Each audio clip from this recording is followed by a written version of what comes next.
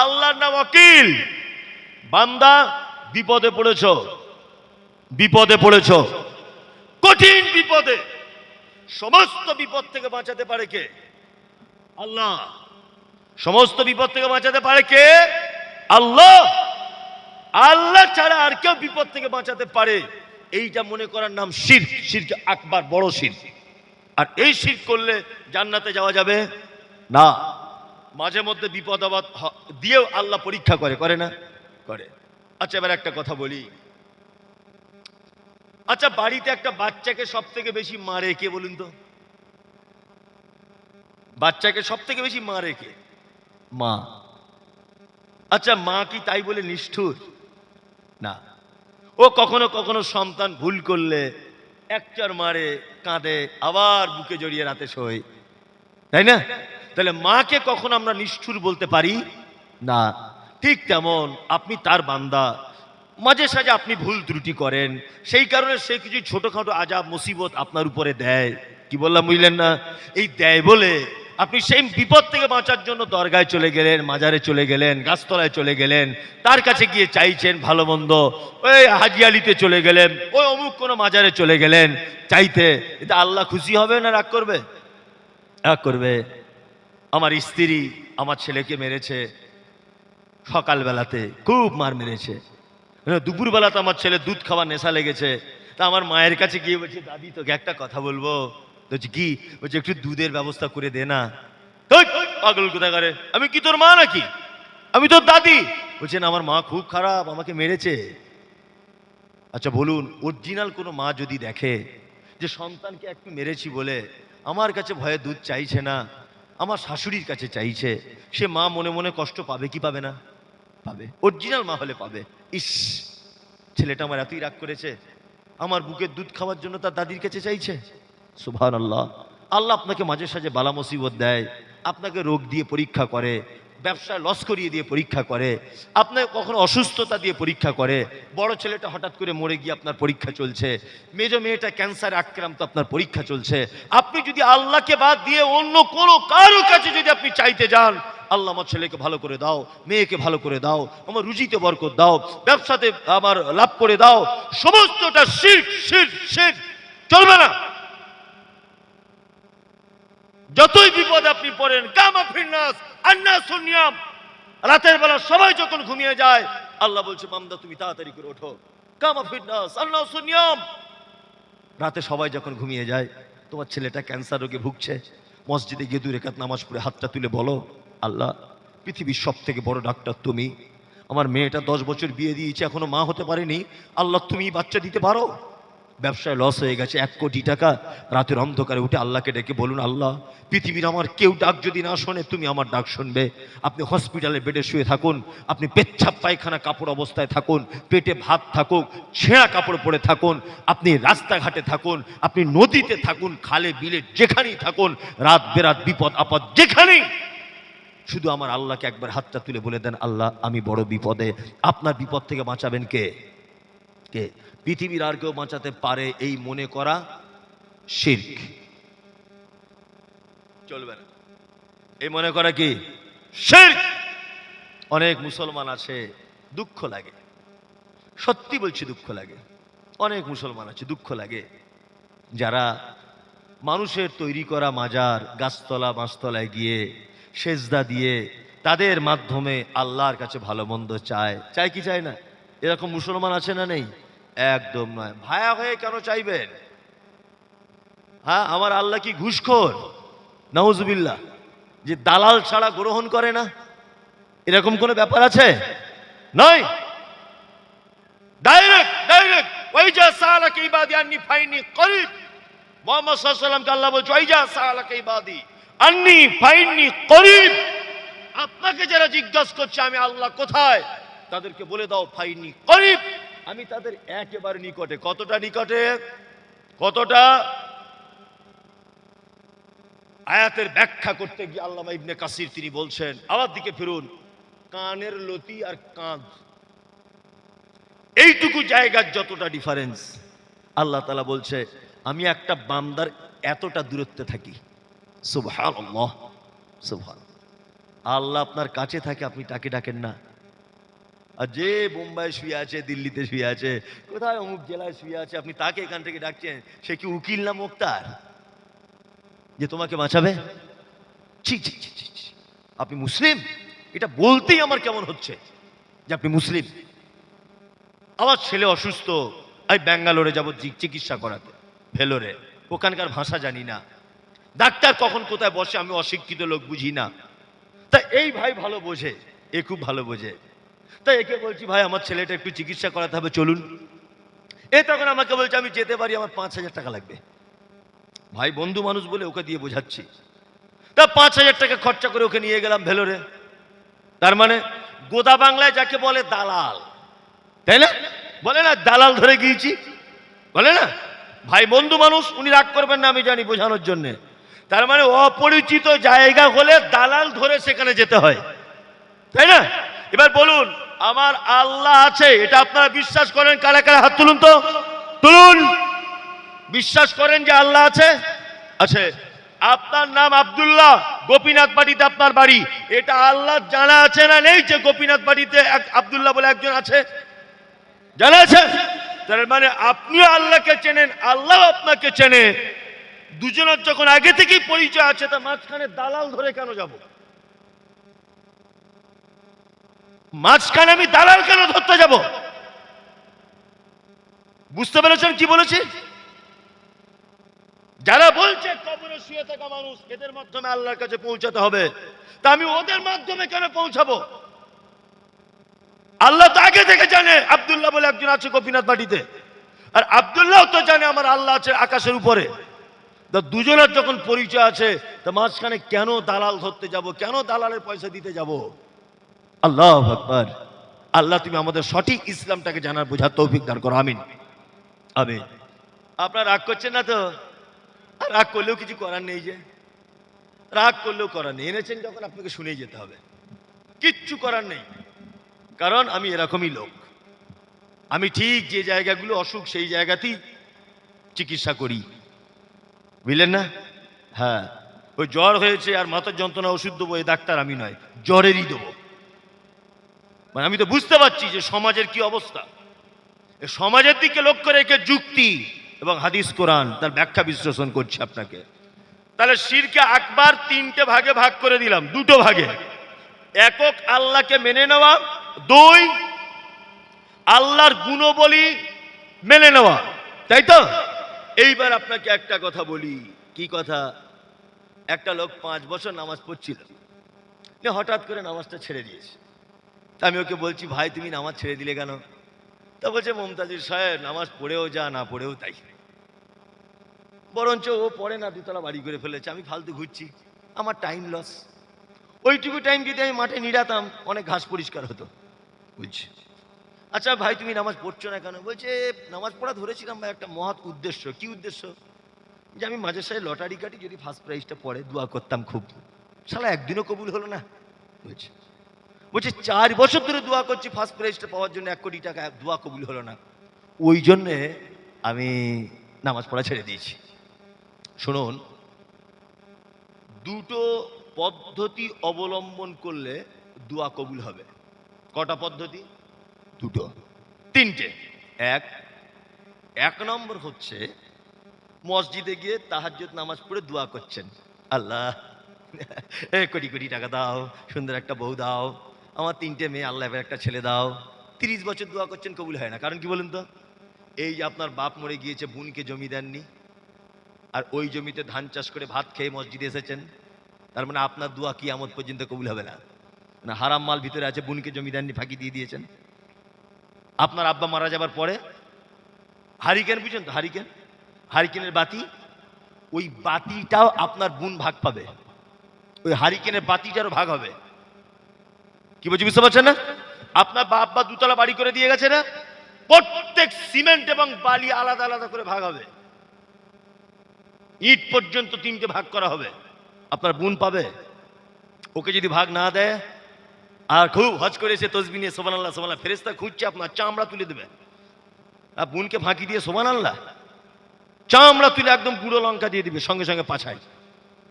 খুব সাবধান। হালাল খেতে হবে দোয়া কবুল করতে গেলে। দুই নম্বর হচ্ছে দোয়া করার সময় সব সময় এইটা বলবেন, আল্লাহ তুমি আমার জন্য যেটা কল্যাণ মনে করো, আল্লাহ তুমি আমাকে সেটাই দাও। কি বললাম বুঝতে পারছেন না?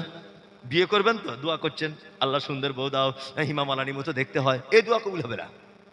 আল্লাহকে বলতে হবে হাত তুলে, আল্লাহ আমার জন্য তুমি এমন একটা মেয়ে নির্বাচন করো যে মেয়েটা আমার জন্য কল্যাণ করা হবে, আমার জন্য উত্তম হবে।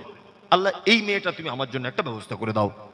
আর নাম্বার তিন নাম্বার হচ্ছে আমরা দোয়া করি যখন টাকার দরকার তবুও বলছি কি আল্লাহ টাকা দাও, বউ দরকার তবুও বলছি আল্লাহ বউ দাও, সংসারে শান্তি দরকার তবুও বলছি আল্লাহ শান্তি দাও, আপনার গুনাহ করেছেন ক্ষমা করবেন তবুও বলছেন আল্লাহ ক্ষমা করে দাও। এই দোয়া কবুল হবে না। দোয়া কবুল করতে গেলে কি করতে হবে?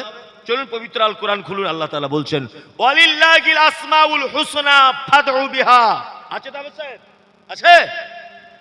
আল্লাহ বলছে তোমরা যখন আমাকে ডাকবে তখন আমার গুণাবলী নামগুলো ধরে ধরে ডাকো। তার মানে যখন ক্ষমার প্রয়োজন তখন হাত তুলে বলে দিতে হবে ইয়া গফফার, হে চরম ক্ষমাশীল, ক্ষমা করে দাও। টাকার দরকার তখন হাত তুলে বলতে হবে ইয়া রাজ্জাক, হে রুজির মালিক তুমি রুজির ব্যবস্থা করে দাও। সংসারে স্বামী স্ত্রী অশান্তি, হাত তুলে বলতে হবে ইয়া সালাম, হে চরম শান্তিময় তুমি আমার সংসারে শান্তি দাও। দয়ার দরকার, হাত তুলে বলতে হবে ইয়া রহমান, হে চরম দয়ালু তুমি আমাকে দয়া করো। বিপদে ফেসে গেছেন, হাত তুলে বলতে হবে ইয়া ওয়াকিল, হে চরম বিপদ থেকে উদ্ধারকারী তুমি আমাকে বিপদ থেকে উদ্ধার করো। আল্লাহ কোরআনে বলছে ওয়ালিল্লাহিল আসমাউল হুসনা ফাদউ বিহা। বান্দা যখন আমার যে নামটা তোমার জন্য প্রয়োজন হবে সেই নামটা ধরে আমাকে ডাকো। রুজির দরকার কি বলতে হবে? ইয়া রাজ্জাক, হে রুজির মালিক রুজি দাও। গুনাহ করেছেন ক্ষমা চাইতে হবে, কি বলতে হবে? ইয়া গফফার। সবাই কিন্তু একটু একটু প্রশংসা পছন্দ করে, পছন্দ করে না? পছন্দ করে। আমি গাড়ি থেকে নামছি, একজনে বলছে এই মুমতাজুল ইসলাম এসছে, বোঝানোর জন্য আমাকে বলছে কি মুমতাজুল ইসলাম এসছে। মনটা খারাপ হয়ে গেল, শুধু এইরকম ভাবে বললি, তুই যদি একবার বলতিস প্রধান বক্তা জানাব মাওলানা মুমতাজুল ইসলাম অমুক সাহেব, তাহলে একটু ভালো লাগতো যে না আমাকে একটু পিক আপ দিয়েছ। সবাই এটা মনে করে কি করে না? হ্যাঁ, গ্রামের হেতুরে ডাক্তারকে যদি বলেন ডাক্তার বাবু, ও দেখবেন মোটামুটি দামে ওষুধ দেবে, যা কিছু হোক না হোক ইঞ্জেকশন দিতে পারি না পারি ডাক্তার বাবু তো বলছে। মাস্টারকে যদি মাস্টার বলেন যতটা খুশি হয়, তার থেকে বেশি হয় মাস্টার মশাই বললে, তাই না? কি বলছি, ঠিক বলছি না? সবাই কিন্তু নিজের একটু প্রশংসা পছন্দ করে। আল্লাহ তাআলা বলছে আমার যে গুণগুলো আছে খ্যাপা ওইগুলো ধরে ডাক, আমার গুণগুলো ধরে ডাক। সব কাজে আল্লাহ আল্লাহ করছিস কেন? টাকার দরকার একবার বল ইয়া রাজ্জাক, হে রুজির মালিক, তবে তো সে খুশি হবে। সব যদি আল্লাহ দিয়ে চালিয়ে দেবেন, তার 99টা গুণের কি দরকার ছিল? কি দরকার ছিল বলুন? আপনি বেয়াদবি মাফ করুন, আমাকে একটু পানি দেন, ঠান্ডা পানি, গরম নয়, ঠান্ডা। আমার তো গলার প্রয়োজন হয় না, এমনি আমার গলা জোর বেশি। হ্যাঁ, আমার গলার টলার দরকার নেই। যাই হোক, তাহলে আল্লাহ সিফাতের উপরে, তার গুণের উপরে কেউ যদি অবিশ্বাস করে তাহলে সে শিরক আকবার করবে। আরেকটা শিরকের ভাগ বলে দিই, আর শিরক ফিল আকীদা, বিশ্বাসগত ভাবে মানুষ শিরক করে। বিশ্বাসগত শিরক বোঝেন? হ্যাঁ, আপনাকে বলি বিশ্বাসগত শিরক কেমন। বৃহস্পতিবারের দিন নাকি বাঁশ কাটতে নেই, এটা শিরক। এ কথা বলা, বাচ্চা ছেলে দাঁত ভেঙে গেছে, ওর মা বলছে ইঁদুরের গর্তে এদের চিকন চিকন দাঁত হবে, এটা শিরক। বাড়ির মেয়ে ছেলেরা বলে ভাতের হাঁড়িতে পা দিতে নেই, ভাত নাকি খারাপ হয়ে যায়, শিরক। বাচ্চা ছেলে রাস্তার ধারে দাঁড়িয়ে আছে, ওর মা বলছে নজর লেগে যাবে, হাঁড়ির তলার কালি আর সরিষার তেল ফেটের পাছায় একটা, কোমরে একটা, এইখানে একটা মেরে দে, শিরক। চলবে না। বৃহস্পতিবারের দিন গরু জবাই করতে নেই, এই বিশ্বাস করা শিরক। জুতো পায়ে দিয়ে ধানের উপরে হাঁটতে নেই, এই বিশ্বাস করা শিরক। ড্রাইভার বেঁচে ছিল বলে প্যাসেঞ্জার গুলো বেঁচে গেল, এই কথা শিরক। অতিরিক্ত কেন রোদ্দুর? এত রোদ্দুর তো প্রয়োজন ছিল না। এই কথা বললে শিরক হয়। আতুর ঘর থেকে মেয়েরা বার হওয়ার সময় মা চাচিরা বলে হাতে একটা লোহার টুকরো নিয়ে বার হও, তাছাড়া ভূতে ধরে যাবে। এটা শিরক।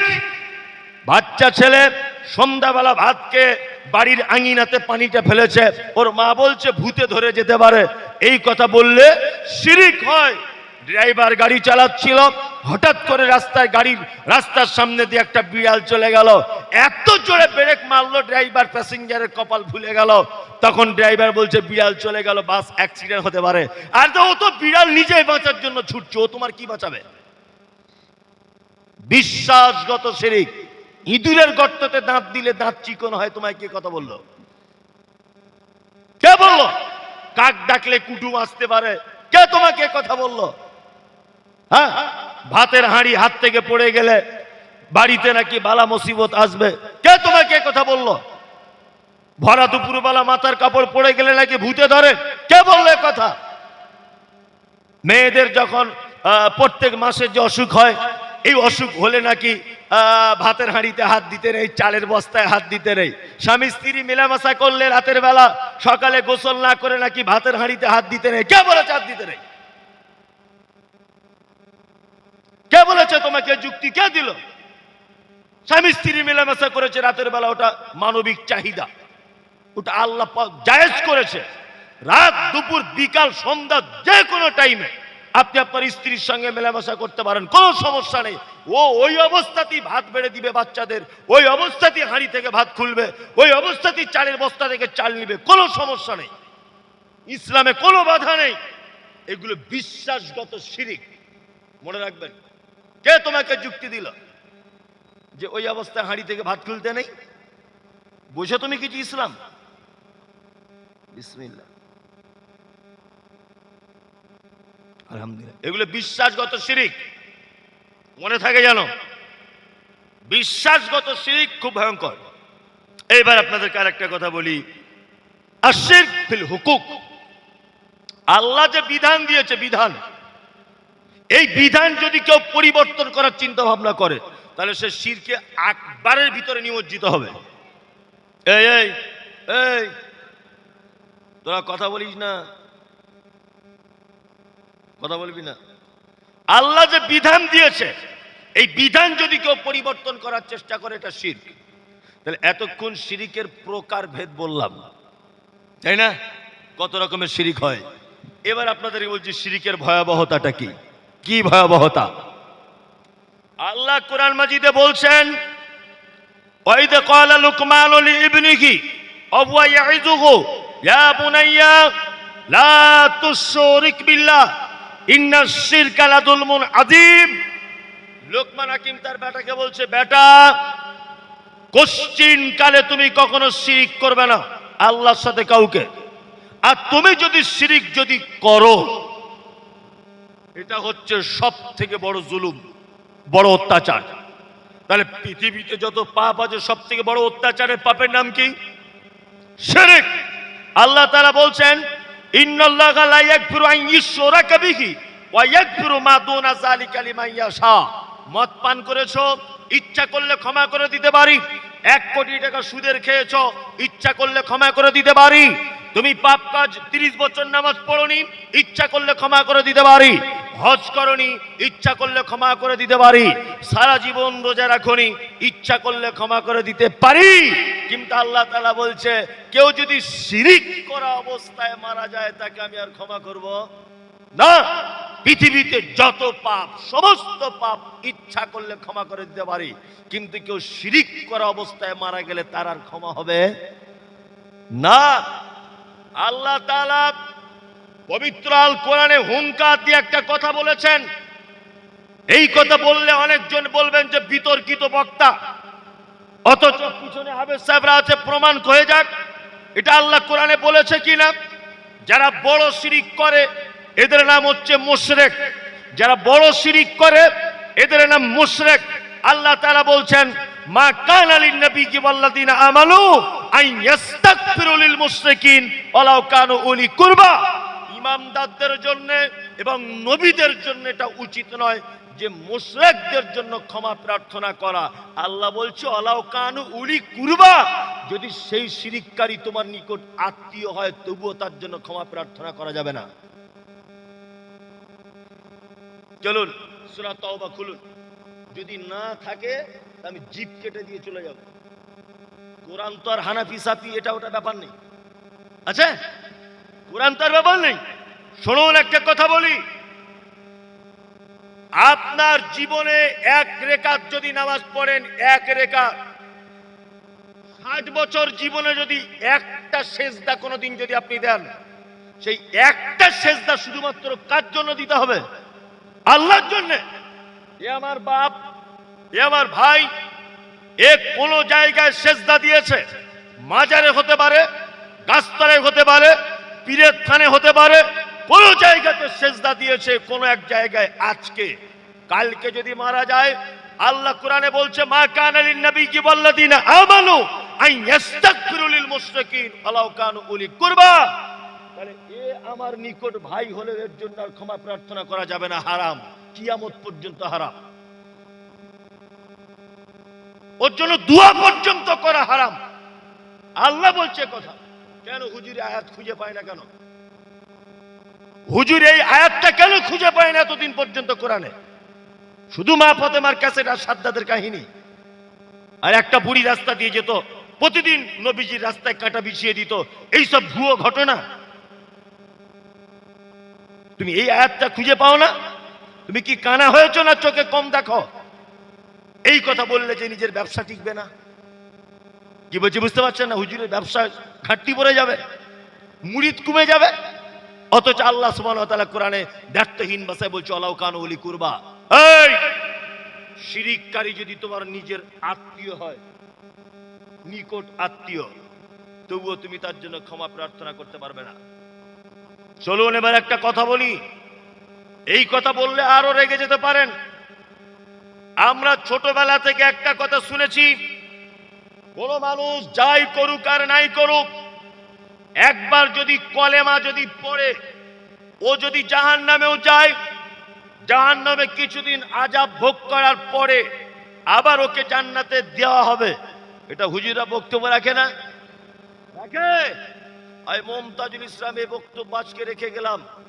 আর জীবনে গোপীনাথ বাটিতে আমার রুজি আছে কি জানি না, তবে এই কথাটা মাথায় রাখবেন। আমি একটা কথা বলে দিয়ে যাচ্ছি, শিরিক করা অবস্থায় যদি কেউ মারা যায়, কিয়ামত পর্যন্ত জান্নাত, মানে পৃথিবীর শেষ দিন পর্যন্ত জান্নাত জাহান্নাম ফয়সালা হয়ে যাবার পর পর্যন্ত, আগে পর্যন্ত ওই লোক জাহান্নাম থেকে জীবনে কোনোদিন বাঁচবে না। যে লোক শিরিক করা অবস্থায় মারা গেছে, 10 কোটি টাকা সুদের খেয়েছেন, জাহান্নাম আপনার হতে পারে, কিন্তু কলেমা আপনার ছিল, এই কারণে আল্লাহ আবার আপনাকে জান্নাত দিবে, এ কথা ঠিক। কিন্তু শিরিক করা অবস্থায় যদি কেউ মারা যায়, তাহলে ও আর কোশ্চিন কালো জাহান্নাম থেকে বার হতে পারবে না, কোশ্চিন কালো পারবে না। এই দেখুন, এবার আপনাদেরকে একটা কথা বলি, কথা শুনলে আপনার রাগ হয়ে যেতে পারে। আল্লাহ নবী সাল্লাল্লাহু আলাইহি ওয়াসাল্লামের কাছে 10 জন লোক এসেছে। কতজন? 10 জন এসে বলছেন, আল্লাহর নবী, আমরা ইসলামের ভিতরে আসতে চাই, অর্থাৎ আমরা কলেমা পড়তে চাই। আল্লাহ নবী সাল্লাল্লাহু আলাইহি ওয়াসাল্লাম 9 জনকে কলেমা পড়ালেন, ইসলাম গ্রহণ করালেন। লোক এসেছিল কতজন? কয়জনকে কলেমা পড়ালেন? 9 জনকে, একজনকে বাদ দিয়ে দিলেন। তা আল্লাহ নবী সাল্লাল্লাহু আলাইহি ওয়াসাল্লামকে ওই 9 জন বলছেন, আল্লাহর নবী, আমরা তো 10 জনা এলাম বাইয়াত গ্রহণ করতে বা ইসলামের ভিতরে আসতে, তা আপনি 9 জনকে নিলেন, একজনকে কেন বাদ দিলেন? আল্লাহ রাসূল বলছে, আউযুর বিকা আল্লাকা, তুমি তার গলার দিকে তাকিয়ে দেখো, তার গলায় একটা তাবিজ ঝুলছে, মাদুলি ঝুলছে, গাছ কিছু একটা ঝুলছে, মাদুলি তাবিজ, এই কারণে কে কলেমা পড়ালাম না। তার মানে আল্লাহ নবী বোঝাতে চাইছেন, এই একটা গেলাস, এই গেলাসের তলায় যদি ফুটো করা থাকে, উপর থেকে যদি পানি দেন, তাহলে পানি জমবে, তলার দিক দিয়ে পড়ে যাবে। আল্লাহ নবী বোঝাতে চাইছেন, শোনো, ওকে কলেমা বলালাম না এই কারণে যে ওর ইমানে ফুটো হয়ে আছে, ওকে এখন কলেমা দিলে কলেমা টিকবে না। কি বলছে বুঝতে পারছেন? তাবিজ, মাদুলি, অষ্টধাতু আংটি, নবম ধাতু আংটি, এই লাল সুতো, কালো সুতো, পাছায় কাড় বাঁধা, এসব কি শিরক। একটা যুবক ছেলে 4 রকমের আংটি পরে ঘুরছে, 4 রকমের পাথর, 4 রকমের পাথর হাতে। ভাই এ পাথরটা কি করে? বলছে এটা বউ কথা শোনে না। এটা কি? বলছে বাপের বাড়ি গেলে আসতে চায় না হুজুর। এটা কি? বলছে স্বামী স্ত্রী গোপন ব্যাপার হুজুর বলা যাবে না। আর এইটার ব্যাপার কি? বলছে আমার শাশুড়ি দিয়েছে, আমি নাকি মা ভক্ত তাই। ভালো করে বুঝবেন, 4 রকমের আংটি পরে ঘুরছে একটা যুবক ছেলে, যুবক। এই হযরত ওমরের নাম শুনেছেন? ওমর, হ্যাঁ? ওমর মানে কে জানেন তো? সুবহানাল্লাহ। ওমর মানে কে জানেন? আল্লাহ নবী বলছে আনতা তাসলুকু বিত তারিক লা ইয়াসলুকু শায়তানু ফিত তারিকিকা। ওমর যদি গোপীনাথ বাটির এই রাস্তা দিয়ে হেঁটে যায় তো ইবলিশ শয়তানে এলাকা ছেড়ে পালায়। ওমর যে রাস্তা দিয়ে হাঁটে ওই রাস্তা দিয়ে ইবলিশ শয়তান হাঁটে না। সিনেমা দেখেছেন? আমি শুধু হুজুর না, সব রকমের জ্ঞান রাখি। একটা পুরাতন সিনেমা চলতো আগে, শোলে, দেখেছেন না? শোলে বলে একটা ডায়লগ ছিল, 20 कोस दूर से अगर कोई बच्ची रोते माँ कहती है कि बच्ची सो जा गब्बर सिंह आ जाएगा। ডায়লগ ছিল একটা, আমি জীবনেও দেখিনি। যদি বলছে আপনি জানলেন কি করে? ওই মোবাইল ঘাঁটতে ঘাঁটতে ঘাঁটতে চোখে চলে আসে, যেগুলো নেওয়ার মতো সেগুলো নিই আমি, যে না এইটা একটা উদাহরণ হিসেবে বলা যেতে পারে। ঠিক তেমন বাচ্চা ছেলে কাঁদলে, ওই সিনেমাটা দেখানো হয়েছে, বাচ্চা ছেলে কাঁদলে বলতো মায়েরা, এই সো যা গব্বর সিং আ জায়েগা।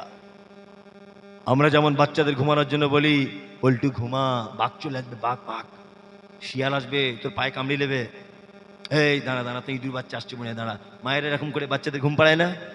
ঠিক তেমন ওমর মানে মক্কা মদিনায় বাচ্চারা যদি রাতের বেলা না ঘুমাতো, তা মায়েরা বাচ্চাদের বলতো, এই উমার আসছে, উমার উমার উমার উমার আসছে, ঘুমা।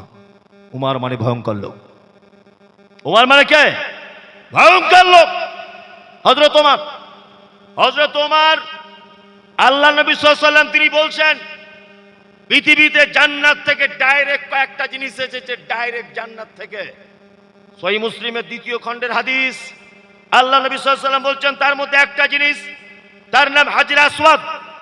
হাজী সাহেবরা যে পাথরে চুম্বন করে হাজর আসওয়াদ, আল্লাহ নবী বলছেন এই হাজর আসওয়াদ যখন এসেছে জান্নাত থেকে দুধের থেকেও সাদা ছিল, কিন্তু আদম সন্তান তাকে চুম্বন করে করে চুম্বন করে করে করে করে তাকে একেবারে কালো আলকাতরার মতো করে দিয়েছে।